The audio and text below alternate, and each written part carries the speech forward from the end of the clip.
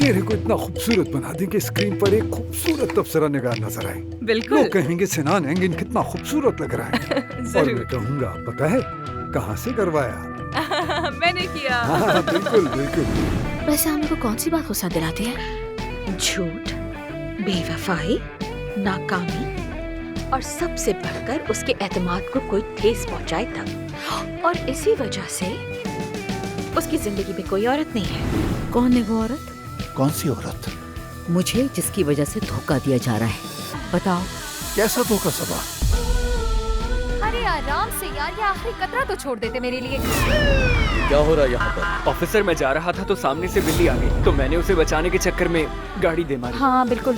हुकूमत के माल को नुकसान पहुँचाया है और ये जुर्म है। चलो फौरन गाड़ी में बैठो, चलो। लेबोरेटरी में होने वाली टेस्ट, पैरवी या अमल में गलती हुई या नहीं, इसका फैसला मैं या तुम नहीं कमेटी करेगी।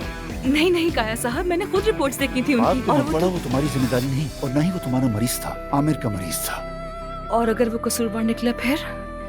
तो इस हॉस्पिटल में उसकी कोई जगह नहीं। देखो आमिर, बात है कि तुम कभी भी उस कमेटी के सामने नहीं गए। ये तुम्हारे लिए इज्जत का मामला है। अफसोस तुम्हारी इज्जत और पेशे पर धब्बा लगाने वाली है। तुम ऐसा मत होने देना।